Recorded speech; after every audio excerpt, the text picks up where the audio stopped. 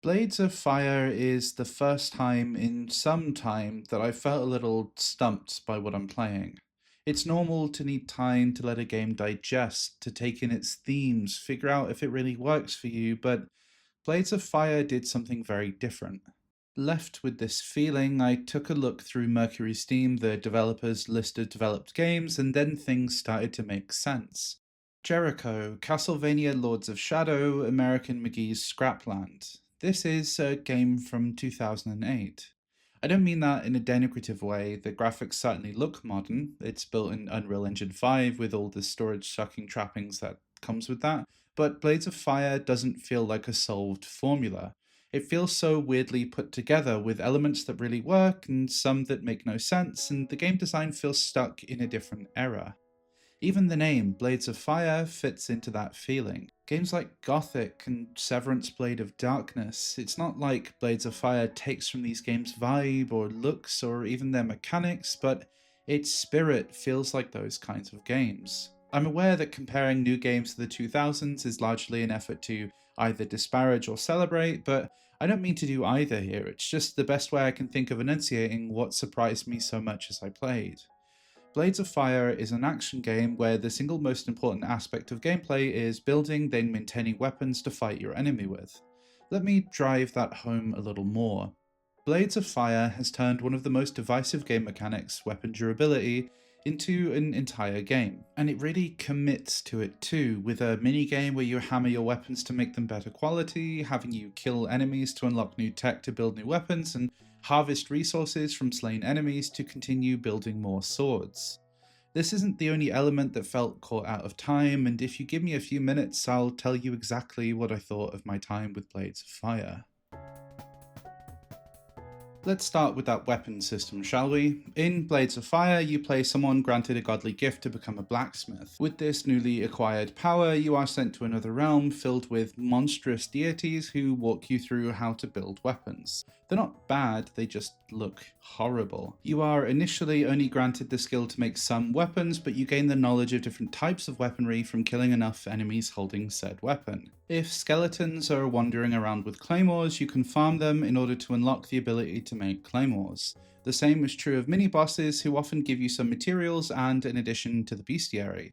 Your role in Blades of Fire isn't random. Aaron Delira, your character, isn't just some blacksmith. You play one of the only people left alive who are capable of crafting steel after a queen has cast a curse turning your enemies' weapons into stone. With your steel, you can finally fight back against a presence that has been creeping over the land for too long. Adso, a young boy, accompanies you on your journey. There's a specific dynamic to this, where Aaron is strong and capable and Adso is witty and emotionally intelligent. Where you kill creatures, he draws them and tells you their weakness. You can also consult Adso when you're lost, and he will often give pretty good advice. You can even send him back to camp at any point if you just can't be bothered to listen to him anymore. There is a genuine purpose to finding out enemies' weaknesses, as different weapons have different types of attacks, as well as different weights, speeds, stamina usage, and ranges. To simplify this process, as you hold weapons, enemies will be highlighted red, orange, or green. That highlight can change over different parts of the body, and this may change up the way you swing your weapon. Effectively, each weapon can swing up above, down below, to the right, to the left also. This will sometimes change based on enemy stance, but for the most part, if enemies look red, you are holding the wrong weapon. Red outlines will make your weapon bounce off, doing no damage, requiring more stamina, and momentarily stunning you. Orange implies some level of armor resistance and will make your attacks do less damage. Green means no resistance and is the most efficient way to kill. Given that your weapons degrade over time and green means more damage, the best way to save resources is by doing the most damage in the least amount of swings. As well as this, stamina management is very important. The higher your stamina, the quicker your swings are, which means attacking too much in a row will punish you with a slow hit. Blocking and parrying are just as important as dodging, with blocking taking up its own bar underneath the stamina bar. This means you can still dodge or block with no stamina, or swing as much as you like when your block bar depletes. I think some may compare Blades of Fire to Dark Souls, and others who get annoyed when people compare things to Dark Souls will predictably get annoyed. I get that urge. Dark Souls gets flanderized in the public sphere by conversations around difficulty or tone. But there is an element to Blades of Fire that is actually worth comparing to a Souls-like. The combat is methodical, stamina-based, and heavy. Enemies do tons of damage, and on the harder modes it is genuinely quite a difficult game. However, that's not the part of Blades of Fire that most reminds me of Dark Souls. Blades of Fire's world wraps around itself, twisting and turning, with old sections being brought together with new ones. You unlock skills, keys, and knowledge that will bring you forward, making you believe like you're actually making progress, only to find that passageway you spotted 20 minutes ago. It's far more clumsy than From Software's ilk, but that DNA is there regardless. These shortcuts rarely give you a better way of getting into an area or back to your anvil, and don't give you a sense of relief. This is a problem as they're also incredibly frequent. Sometimes I'll run into a dead end, assume it's one of those shortcuts I'll never use, only to discover 20 minutes later that there's actually something important there I missed because I was so used to the design language. To add to this labyrinthian discovery system, you are rarely told where to go with a minimap or quest markers. There is a map you can access that will tell you where you are, but it'll never outright tell you where to go next unless you specifically go into the settings and ask it to point you where to go. Even then, it's not a precise art and more so just gives you an idea of the rough locations you need to be. This can end up in getting lost for half an hour because you didn't think to smash a wall or knock down some books. I'm torn on what I think to this. On one hand, self-guided exploration is absolutely my type of thing, and I find some games hold your hand so much that they don't let their best moments breathe. As well as this, the abundance of quest markers can cover up the worst parts of a game's world building.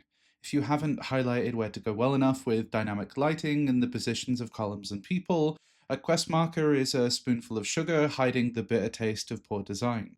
However, Blades of Fire's world is rather inconsistent with how intuitive it is to explore. If highlighted a little better, or even explained mechanically, it may set up the rationale to go hunting through archives and knocking down walls a little more. As it stands, I found it frustrating, and even the triumph of discovering the right location was normally followed by a, that didn't feel like how I was supposed to get through there. This is a very common feeling throughout my time with the game. It's significantly longer than I was expecting and feels like it doesn't quite know when to end, complete with a story after the story to get even more story. Then you can go exploring for more chests, secrets, and more. There is a reason to go searching for these, of course. You can pick up cryptexes, one of which increases the amount or number of uses from your healing flask, and the other increases the maximum stars you can get when building your weapons. Don't worry, we'll get to that last part later. If you don't find these in chests, you are likely instead to find life or stamina gems, with 4 of each upgrading their respective stats. As a budding forger, you can actually build your enemy's weapons. Forge scrolls are scrolls with forge blueprints on, and you will unlock more by killing a requisite number of enemies holding the weapon you want to build. To simplify, there are 7 central weapon families and 5 of each weapon category type, with 35 total weapons in the game. However, as well as unlocking the basic weapon, you can find statues which are holding weapons, and if you hold up the same weapon to that statue, you unlock new parts for said weapon. At one statue, you may get a new hilt for your scimitar, another may hold something for your troll slayer. Once you've settled on the weapon you want to build, you can get teleported to the forge, where you customize the types of weapons you build with different parts and different materials to make those parts. The materials you use will affect how your weapon performs, so you need to be cognizant of not only the amount of materials you use, but if the trade-off for a little more damage in exchange for a stamina cost is actually worth it. And this is where those stamina gems come in. Stamina is adjusted per weapon, which means some heavy or broadly cumbersome weapons may leave you with less stamina to swing. Heavy weapons tend to swing slower, not only because attack animations take longer, but because it takes you longer to swing, the lower your stamina is. If ill thought out, some particularly strong weapons will cut your stamina by so much that you can barely function normally. Upgrading stamina doesn't just mean you can hit more, it sometimes means you can finally wield that weapon you've been drooling over. Until then, you balance this by customizing every part of your weapon for what works for you, or at least that's the intent. Some types of materials give you special effects, but those effects end up being rarely minor and relatively abundant with backtracking, so I never quite felt that encouraged to preserve all my weapons. It does it passively, but the hardest part of playing Blades of Fire is taking down a handful of its bosses and, well, reading the environment. That weapon durability system affects more than just how you decide to attack. Most weapons have one or two defined edges that hit enemies, depending on the types of attacks you do. If you choose to pierce people, the end of your spear may go dull. To sharpen it, you hurt the body of the weapon, which means taking on fights is a balancing act of knowing when it's appropriate to sharpen your weapon and when it's okay to bash someone to death with a dull blade. You want to maximize the number of good hits you can get from a weapon until you're forced into a full-on repair at your anvil. However, if your weapon isn't poor enough quality, it will stop doing damage anyway, so repairing it early can be a good strategic decision. Once you have put all your parts and materials in and committed to your build, whilst also making sure you have enough coal to power the heat needed to melt your material, don't worry, it's a little bit less complicated than it sounds, you have to actually hammer your weapon. Doing so requires picking a power and the curve of your hit in order to distribute bars along that curve to match the shape of your blade. You earn stars equal to how close you are to the blade cutout. I really feel sorry for you if you're watching this video without visuals, because it's really hard to explain without some way of actually showing, so apologies for the amount of times I've said weapon so far. The max stars you can earn are determined by cryptexes you've put into the family of the weapon you are building. If your hammer has a max of 5 stars, you have a limited amount of hits to actually make a 5-star worthy weapon. If you take too long, suddenly your max becomes 4, then 3, then 2, then 1. You can, of course, just make a new weapon and recycle that old one, but that's a little bit of a waste of time and resources, so it does punish you if you haven't really thought through how you're going to hammer your weapon. The stars are representative of how many times you can repair your weapon at an anvil before it breaks entirely. You meet a master forger earlier on who will give you special materials if your weapon kills enough people, so building something that hits the right balance between can kill someone and won't break too early is necessary to get the most materials. One last Souls-like element is Blades of Fire's relationship to death. You regularly find anvils that work as your access to fast travel and repairs. They also allow you to rest, which restores your healing flask uses whilst also respawning some enemies. Dying instead of dropping a currency or experience, neither of which really exist in Blades of Fire, you drop the weapon that was in your hand as you died. This means over-reliance on a single weapon can leave you stuck with the annoying run back to collect the only weapon you have that's any good and risk dying within your hand while running away. Blades of Fire is a surprisingly complex game in a lot of ways, whilst also being oddly simple. The story setup is incredibly basic, with you waking up, inhabiting the body of Delira, being granted the gift from a man dying in front of you, and going forward to kill the queen. However, once you pick up the hammer, you suddenly have to build blades with resources, all whilst working out the perfect weight, range, stamina usage, block capability, and a litany of other factors. In a sense, I deeply respect what Blades of Fire is. It's very committed to its own story, world, and more importantly, mechanics. It lets you get lost frequently and encourages you to just walk around until you get there. It has these Metroidvania elements in it, giving you runes that you can infuse your weapons with, though only one at a time, which makes you swap between 4 weapons in your quick inventory at any time. These runes are used to get to new areas, light up the dark that is filled with ravenous monsters, or turn back time to put a platform in front of you that wasn't there before. It's surprisingly creative in a way that feels quite engaging. There's absolutely room for Blades of Fire to be someone's favourite game, or at least favourite game right now, though I don't quite know why, but it's definitely not mine. That's what I wrote after about 15 hours of Blades of Fire. Normally those kinds of lines end up cut out of the final video because I find it's helpful to write thoughts as I go along to give some perspective on how I felt, but my thoughts end up being a little bit more nuanced with the final credits in mind, and it felt like it was worth highlighting that thought. Sometimes I really liked what Blades of Fire was doing, and this is perhaps the single biggest element that reminds me of those mid-2000s games I was talking about. It's the type of game that's so weird I can imagine a video essay in a decade talking about the hidden gem of 2025. This isn't helped by the fact that, despite the developers working on this game for years and clearly putting in tons of work, not only running it in Unreal Engine 5, but citing works like Excalibur, Ladyhawke, Count of Monte Cristo, the team even reportedly took influence from tons of artists throughout history. However, the game was only announced a few months ago in February, and now it's suddenly already out. No build-up, no trailer at Summer Games Fest. A developer with games like Metroid Dread behind them, putting out a game with months of pretty light build-up, and that's it.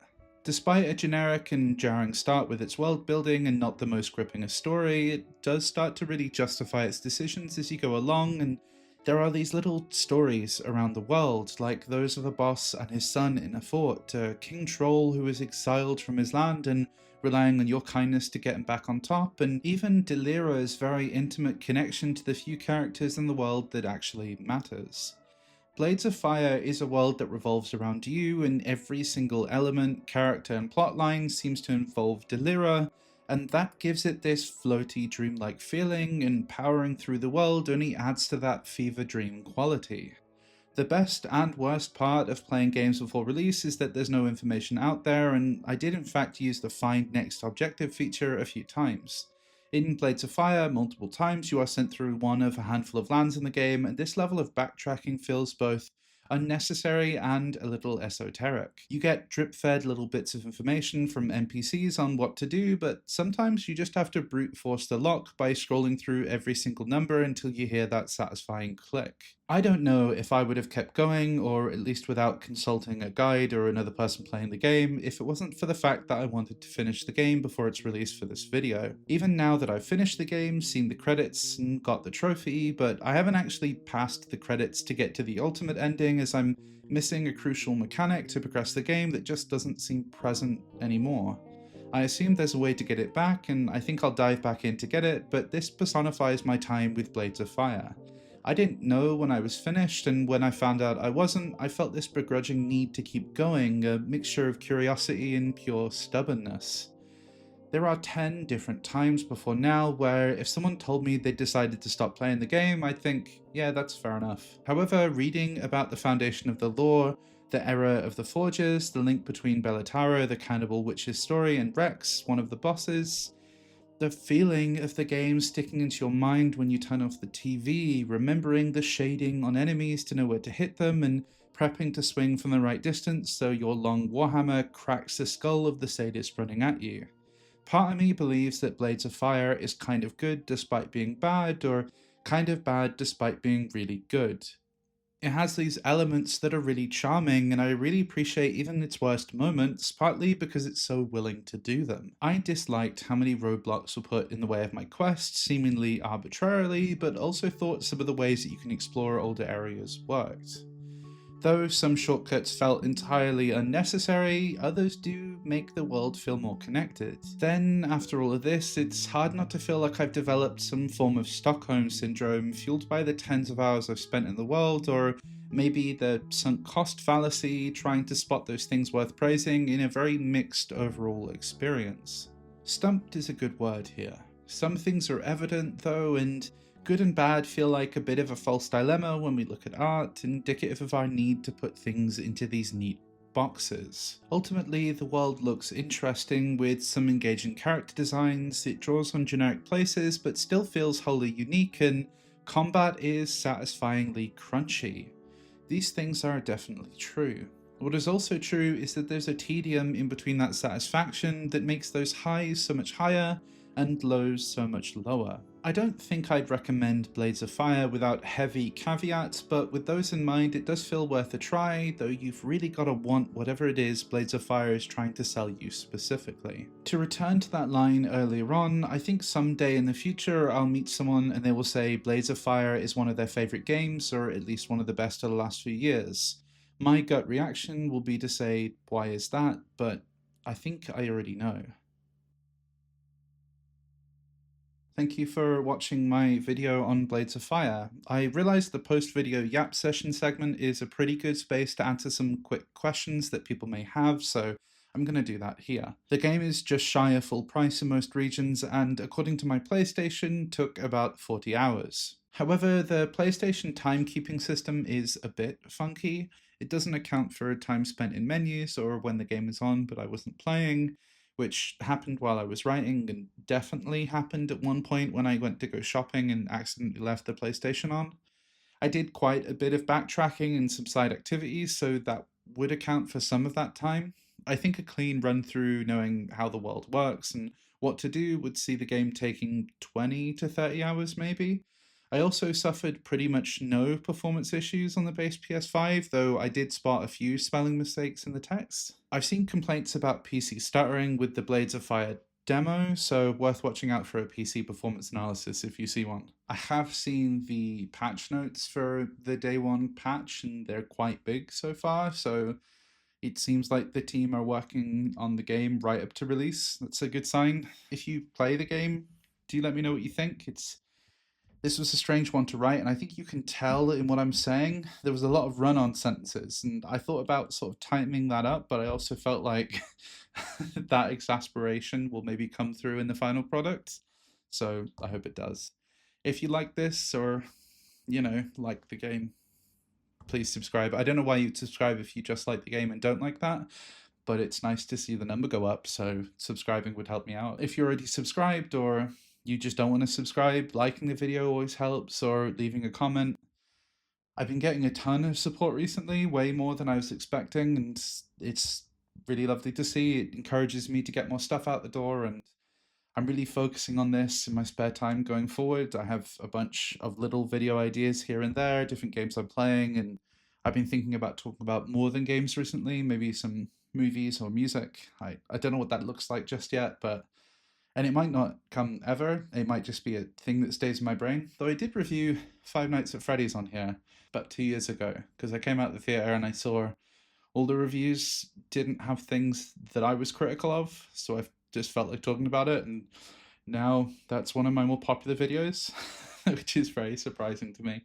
I also did it with almost no footage of the movie because it was the day after it came out. I just used like trailer B-roll. Anyway, I don't know why I've gotten to that. If you like the video, please subscribe, it really help. Leave a like, and leave a comment if you've got anything fun to talk about. You spotted anything interesting in the game that you think is worth analysis, or I don't know, if you have anything to say into the void, feel free to leave it in the comments. Either way, thank you for watching.